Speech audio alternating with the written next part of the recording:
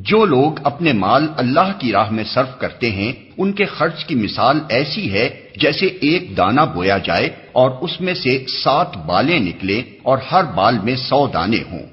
اسی طرح اللہ جس کے عمل کو چاہتا ہے افزونی عطا فرماتا ہے، وہ فراخ دست بھی ہے اور علیم بھی۔ جو لوگ اپنے مال اللہ کی راہ میں خرچ کرتے ہیں اور خرچ کر کے پھر احسان نہیں جتاتے نہ دکھ دیتے ہیں، ان کا اجر ان کے رب کے پاس ہے اور ان کے لیے کسی رنج اور خوف کا موقع نہیں۔ ایک میٹھا بول اور کسی ناگوار بات پر ذرا سی چشم پوشی اس خیرات سے بہتر ہے جس کے پیچھے دکھ ہو۔ اللہ بے نیاز ہے اور بردباری اس کی صفت ہے۔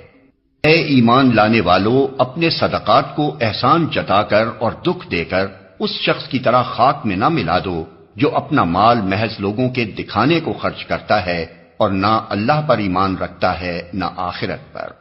اس کے خرچ کی مثال ایسی ہے جیسے ایک چٹان تھی جس پر مٹی کی تہ جمی ہوئی تھی، اس پر جب زور کا میंہ برسا تو ساری مٹی بہہ گئی اور صاف چٹان کی چٹان رہ گئی۔ ایسے لوگ اپنے نزدیک خیرات کر کے جو نیکی کماتے ہیں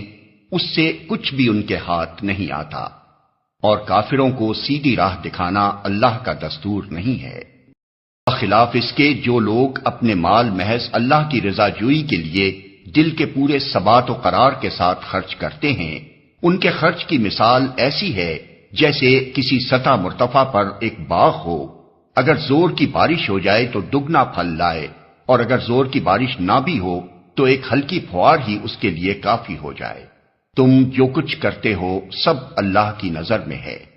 کیا تم میں سے کوئی یہ پسند کرتا ہے کہ اس کے پاس ایک ہرا بھرا باغ ہو، نہروں سے سیراب، کھجوروں اور انگوروں اور ہر قسم کے پھلوں سے لدا ہوا، اور وہ عین اس وقت ایک تیز بگولے کی زد میں آ کر جھلس جائے جبکہ وہ خود بوڑھا ہو اور اس کے کم سن بچے ابھی کسی لائق نہ ہوں؟